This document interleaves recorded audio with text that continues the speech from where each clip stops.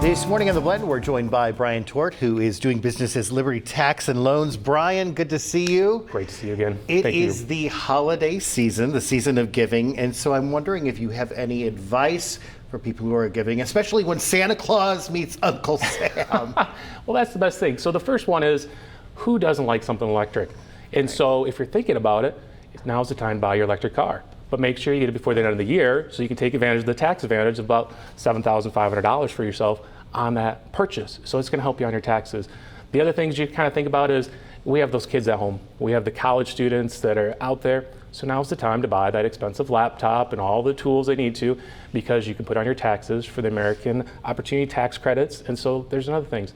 But the most important one is that as a business owner, we sit out there and we think, all right, we're going to give that extra cash. We're going to put that extra cash out to our employees. But the one thing that we forget about is that is a cash, and so we have to put it on their W-2s, and we're going to have to define it. So if you want to be one of those employers, not to have the expletive because you pushed your employee into the next tax bracket, that Jelly of the Month Club might be the best thing to buy them instead of a cash gift. So things to be thinking about before you get into the end of the year. Buy those nice gifts, but see if they can be a tax advantage for you instead of a tax hindrance. And employers, yeah, the cash is great, but just remember you have to claim it for your employees. And speaking of the holiday, I wonder if there's any dates that we need to really be cognizant of, especially as we get toward the end of the year. Sure. We have to think about the 31st. As we get to the 31st, now is the time to look at those IRAs, the money you put in there.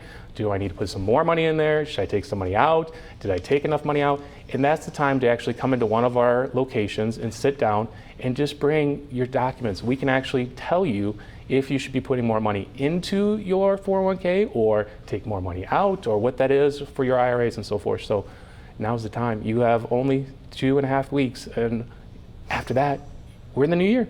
I can't believe it. So for those planners out there, especially those 4%ers, which I want to talk about in a minute, who are trying to figure out if they're going to get a refund like years past or probably be paying taxes, what sort of advice do you have for them? So there's been a lot of free money out there. There's people that are getting those child tax credits that have been out there already. So the big thing is the IRS rules have changed. And so as I was just saying, if you come into the office with just your pay stub, we can actually look through those documents and we can say, here's the system.